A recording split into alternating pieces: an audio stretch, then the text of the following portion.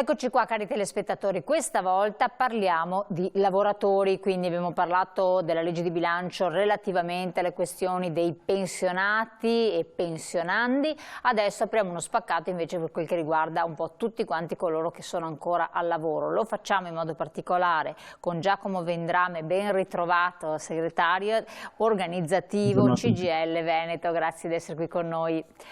Allora segretario, sciopero, 8 ore di sciopero nazionale 17-24 novembre di quest'anno 2023.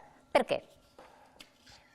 Scioperiamo contro la manovra finanziaria del governo perché non tiene conto di coloro che noi rappresentiamo, quindi i lavoratori e le lavoratrici, i pensionati e le pensionate.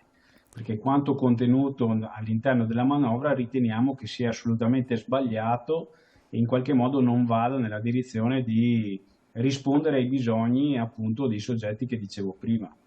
Tutto quello che era stato discusso anche in maniera particolarmente intensa durante la campagna elettorale, che ha fatto sì che questo governo avesse la maggioranza all'interno del paese, in realtà si sta un po' tutto sgonfiando perché non c'è nulla di quello che hanno promesso, quindi sul fisco, sulle pensioni, sui salari, in realtà nulla di quello che è stato promesso c'è all'interno di questa manovra. Quindi assieme alla UIL abbiamo deciso questa mobilitazione articolata nei tempi che vede il primo appuntamento il 17, tra l'altro per il Veneto, insomma avremo il 17, al di là che lo sciopero chiaramente è in tutti i luoghi di lavoro, in particolare del pubblico, della scuola, delle bonifiche e dell'igiene urbana, oltre che dei trasporti e nelle poste. Sarà una manifestazione unica a Padova a partire dalle 9 davanti alla stazione dei treni. Tra l'altro manifestazione a Padova che ha visto anche la convergenza, mettiamola così, degli studenti, quindi per la prima volta da tanto tempo nel nostro paese, almeno per quanto riguarda la nostra regione, scendono nuovamente in piazza lavoratori, pensionati e studenti per chiedere risposte da parte di questo governo. Insomma. Allora, vedevamo prima a livello esemplificativo alcuni dei punti: alzare i salari principalmente a fronte di un'inflazione galoppante, estendere i diritti, cerchiamo di capire quali sono i diritti, e contrastare una legge di bilancio che non ferma l'impoverimento di lavoratrici e lavoratori, pensionati e pensionati, e non offre futuro ai giovani. Nella legge di bilancio che cosa sostanzialmente c'è e non c'è? Allora, per quanto riguarda i salari c'è un po' un'operazione che in termini di bilancio comprendiamo, ma poi l'hanno venduta particolarmente bene e in realtà utilizzando una mezza bugia, perché loro dicono che metteranno 100 euro in tasca agli italiani attraverso questa manovra. In realtà non è vero, perché in realtà confermano una misura che era già prevista, è stata ottenuta tra l'altro grazie alla mobilitazione di CGIL e CISL-UIL dai governi precedenti, il cosiddetto cuneo fiscale, o meglio cuneo contributivo. Quindi quei soldi che loro dicono di mettere in tasca ai cittadini in realtà non li tolgono perché li hanno già dati. Il punto vero è che noi siamo di fronte a un'inflazione galoppante, nell'arco di tempo da noi calcolata, stiamo parlando dal 14 al 21%, e quindi anche la risposta del passato andrebbe aggiornata aggiungendo risorse in busta paga. Così non è, perché anche la manovra fiscale in realtà non dà risposta ai redditi più Vediamo infatti la slide successivo, perché è interessante questo. Lei parla di questi, non c'è alcuna risposta all'emergenza salariale, questo è un punto, chiedo della regia di metterci la slide. Questi 100 euro sarebbero quel taglio fiscale, quel taglio al cuneo che si è visto che dovrebbe durare fino a dicembre, quindi a questo punto sarebbe prorogato? Esattamente. Loro praticamente dicono diamo 100 euro in busta paga ai lavoratori dal 1° di gennaio. In realtà non è vero, perché conformano una misura che era effettivamente temporanea, finanziano quella misura e quindi in realtà non li tolgono perché li hanno già presi. Il punto è che quei 100 euro presi quest'anno in realtà dovremmo aggiungere ulteriori soldi, perché l'inflazione non si ferma un anno solo e purtroppo noi sappiamo che permane particolarmente alta. Risultato, noi abbiamo per la grande generalità dei lavoratori una perdita di potere d'acquisto. Quindi oggi vanno a fare la spesa e comprano molte meno cose di ieri, sia per effetto di quello che è la contrattazione, quindi i contratti nazionali di lavoro. Infatti siamo in fase di rinnovamento anche di quelli, ma lì è una partita che riguarda i datori di lavoro, sia sotto il profilo fiscale. Quindi in realtà non c'è una risposta a il mantenimento, in realtà noi vorremmo anche il miglioramento del potere di acquisto dei lavoratori e delle lavoratrici, tra l'altro anche dei pensionati, come penso abbiate già avuto modo di approfondire. Assolutamente sì. Esatto. Però di fatto 100 euro uno se li trova in più, cioè non trova una busta paga più alta. Non però se li trova in più, non se li trova in meno, perché se li hai trovati in più il 1° gennaio del 2022, non il 1° gennaio. Quindi se la mia busta paga, semplifico, era di 1.000 euro qualche anno fa, dal 1° gennaio di quest'anno è diventata 1.100, adesso banalizzo all'estremo, in realtà dal 1° gennaio del 2024 sarà sempre 1.100, quindi non mi hanno dato nulla in più nell'anno futuro. Chiaro.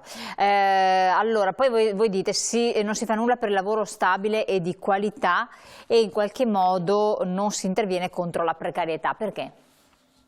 Perché non c'è nessuna misura all'interno di questa manovra di bilancio, in realtà mi verrebbe da dire in tutte le altre manovre messe in campo dal governo, che dia risposta al tema principale che è la precarietà, perché finora abbiamo parlato degli aspetti di salari particolarmente bassi, ma in realtà poi c'è l'enorme problema che oltre un salario basso spesso si hanno contratti troppo brevi e uno permane in una situazione di eterna precarietà per tantissimo tempo, tra un contratto anche di una settimana, un mese, magari ha la fortuna di avere 6 mesi, un anno, ma poi magari ricade in disoccupazione e via dicendo. Sotto questo punto di vista, la frammentazione del mondo del lavoro e il tentativo in qualche modo di ridurre questa precarietà e dare stabilità ai rapporti di lavoro, questo governo non ha fatto nulla. E quindi non c'è nessun tipo di risposta all'enorme problema della precarietà che assieme a quello dei salari fa sì che oggi abbiamo un mondo del lavoro sempre più povero. Non si investe per migliorare la vita e il lavoro delle donne. Questo è un altro aspetto. Questo tra l'altro è anche legato a un altro tema che è quello che mi pare che fosse nella slide precedente, ovvero il tema delle pensioni, nel senso che della legge Monti-Fornero sostanzialmente. Sì, una delle grandi promesse della campagna elettorale, in particolare di un partito, la Lega, era quella di abolire la legge Fornero e quindi consentire ai lavoratori e alle lavoratrici italiane di andare in pensione prima. E tutto questo in realtà non c'è, sono riusciti anche sono riusciti in qualche modo anche a peggiorarle la legge Fornero, perché sia APE sociale che opzione donna che altri provvedimenti che in qualche modo andavano a anticipare la possibilità di andare in pensione le persone in realtà sono state abolite. E quindi oggi di fatto, o meglio dal 1° gennaio, le persone andranno in pensione, alcune persone che potevano andare in prima andranno in pensione dopo, quindi non solo non si è modificato nulla sulla riforma Fornero, ma in realtà stiamo ritardando il pensionamento di tutti. Questo incide in particolare, a proposito di donne, per coloro che avevano opzione donna, che era sicuramente un provvedimento non particolarmente ideale, perché dava una risposta assolutamente parziale, ma è pur sempre vero che rappresentava una via di uscita possibile rispetto a rimanere incastrate tra il non lavoro e la non pensione. Oggi purtroppo anche questa opzione non solo non è stata migliorata, ma è stata abrogata e quindi abbiamo tolto un'ulteriore uscita per soggetti già fragili di loro verso il pensionamento. Se poi pensiamo che nel nostro paese esiste e permane una grossa difficoltà sia di parità di salario tra uomini e donne e sappiamo le donne hanno anche spesso, troppo spesso, per difficoltà di conciliare la vita familiare con la vita lavorativa, momenti anche di non lavoro, le donne sono penalizzate 2 volte in questo momento, nel luogo di lavoro perché non hanno parità salariale con gli uomini, anche di carriera, di prospettiva, via dicendo, ma poi anche nella possibilità dell'accesso alla pensione e quindi questo è un elemento sicuramente sul quale bisognerebbe intervenire con maggiore forza, cosa che invece non è stata fatta, se non operazioni che rappresentano più uno specchietto per le allodole che una vera concreta risposta a questi soggetti. Poi sostenete si prevede una riforma fiscale che a parità di reddito tassa i salari e le pensioni più delle rendite e non si tassano gli extra profitti.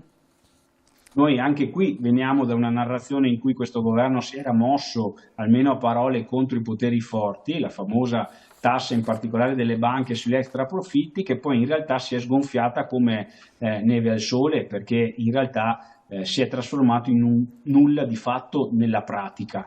e anche negli effetti. Oggi quindi siamo di fronte a una situazione in cui invece di tassare gli extra profitti, richiesta che il sindacato ha fatto da tempo, visto anche la situazione economica, l'inflazione, Certo. il costo energetico e via dicendo, invece di incidere lì non si va comunque a mantenere un'elevata tassazione per quanto riguarda i redditi del lavoro dipendente in particolare. Quindi è un'inversione rispetto a quello che viene raccontato, ma purtroppo in realtà i lavoratori lo sanno bene, la loro situazione di carattere fiscale non è assolutamente stata modificata nel tempo, se non per quel provvedimento che dicevo conquistato dal sindacato con i governi precedenti. Certo. Allora io chiedo intanto dalla regia che mettano le date 17 novembre e 24 novembre per i settori coinvolti. Noi vediamo di concludere. Si incentiva l'evasione fiscale e non si investe in salute e sicurezza. Perché questi due punti in modo particolare?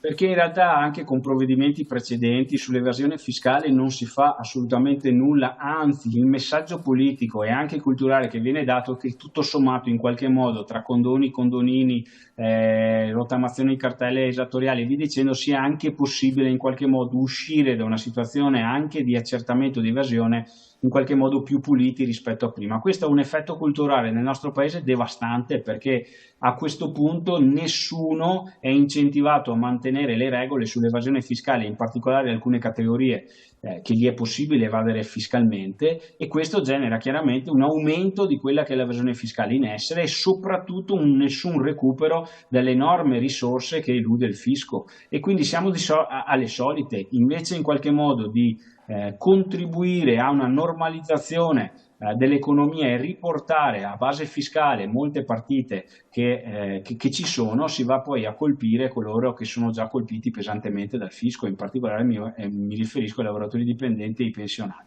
Questa cosa è insostenibile nel tempo, tant'è che la nostra preoccupazione non è solo per i soggetti che noi rappresentiamo, ma anche per la tenuta dei conti del Paese, perché questa manovra è stata fatta in deficit e a differenza di altre manovre, perché noi non siamo contrari di per sé al deficit in assoluto, ma se con il deficit vai a tagliare risorse ai soggetti più deboli, vai a aumentare in qualche modo e incentivare i soggetti più forti, magari non attacchi l'evasione fiscale, quel deficit va sul nulla, non crea crescita e di fatto va a creare debito cattivo, e a quel punto poi torneremo a dover discutere di come risanare il debito tra qualche periodo che purtroppo penso non sarà neanche tanto così lontano. Parlavate di salute e sicurezza anche, perché intanto chiedo che alla regia si mettano in onda anche la slide relativa alla manifestazione regionale di venerdì 17, concentramento Renove, stazione di Padova, e il numero di telefono e il sito internet per poter partecipare, così i nostri telespettatori possono prendere anche giù nota dell'iniziativa. Prego. Perché salute Sì, il tema della salute e sicurezza lo leggo al più ampio tema del lavoro pubblico. Oggi nel nostro Paese avremo bisogno di investire in settori di welfare, quindi scuola, sanità, sicurezza, che comunque è un ambito del pubblico e via dicendo. Investire vuol dire assumere personale all'interno di questi settori. Perché oggi, ad esempio per quanto riguarda la salute e sicurezza, il numero di ispettori anche nella nostra regione è molto esiguo, e anche con tutta la buona volontà di questi soggetti che svolgono un lavoro prezioso nel territorio è impossibile controllare le numerose realtà produttive della nostra regione, e quindi di fatto si lasciano dei buchi veri e propri di controllo e quindi anche di prescrizione positiva, non solo di sanzione negativa, perché alla fine il lavoro dell'ispettore è quello di far crescere un sistema di sicurezza all'interno del mondo del lavoro, per fare in modo che non accada quello che invece quotidianamente siamo chiamati a commentare, ovvero morti sul posto di lavoro, infortuni particolarmente gravi, per non dimenticarci un tema silenzioso in termini mediatici che sono le malattie professionali, ma che incide pesantemente sulla vita concreta delle persone che lavorano e chiaramente che poi magari non riescono a godersi anche una meritata vecchiaia in pensione. Perfetto, siamo in chiusura. L'ultima battuta, soltanto le chiedo, avrete un incontro col governo, di là di questa manifestazione, di questo sciopero, ce ne saranno altri? Rapidamente, per un messaggio chiave per chi Io mi auguro che ci siano incontri col governo e che non siano finti come quelli che sono avvenuti fino adesso, cioè che il governo capisca che serve dare risposta al mondo del lavoro andando nella direzione delle nostre proposte. Quando dico nostre, di CGIL e UIL, ma in realtà di tutto il mondo del lavoro e dei pensionati che rappresentiamo. Perfetto, Giacomo Vendrame, grazie molte di questo quadro sintetico un po' delle azioni che andrete a intraprendere. Per tutti voi telespettatori che desiderate aderire, pensionati o non pensionati, lavoratori o meno, contattate le sedi della CGIL, o comunque sapete che la manifestazione è aperta al pubblico, è corretto? Aperta al pubblico a tutti, certo, giusto? Vi aspettiamo in piazza numerosi. 17 e 24 novembre 2023. Grazie ancora, noi ci vediamo cari telespettatori dopo la pubblicità.